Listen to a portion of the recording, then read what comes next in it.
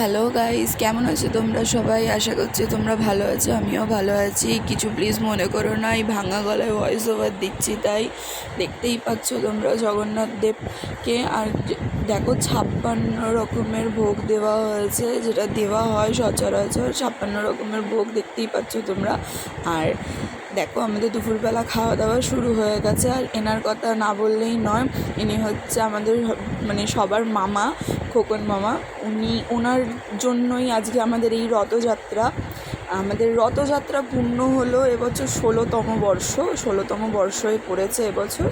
আর এনার জন্যই সব কিছুটা সম্ভব, এনার জন্যই আজকে রথযাত্রার শুরু, এনার জন্যই এত ধুমধাম, এত কিছু আয়োজন করা সম্ভব আমাদের পক্ষে। সবাই মিলে আমরা করি।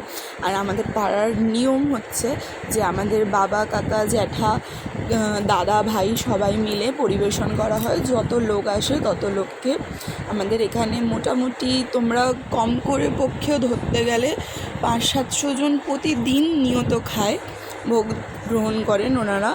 আর সবাই আজকে ভোগেতে হয়েছিল হচ্ছে ডালে চালে চচ্চড়ি। আর দেখো সন্ধ্যাবেলা কীর্তন গান হচ্ছে, কীর্তন গান শুরু হয়ে গেছে।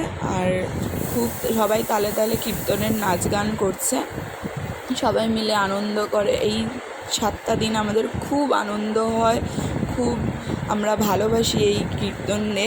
আর দেখো সন্ধ্যেবেলা ভোগ দেওয়া শুরু হয়ে গেছে। আজকে ভোগে আছে ডালে চালে, বাঁধাকপির তরকারি, আলুর দম। তো তোমরাও যদি ভোগ গ্রহণ করতে চাও তোমরা প্লিজ আসতে পারো। আর দেখতেই পাচ্ছ কি ভিড় হয়েছে, আর লাইন দেখতে পাচ্ছ, লাইন দেখো গাইস কি লাইন পড়েছে।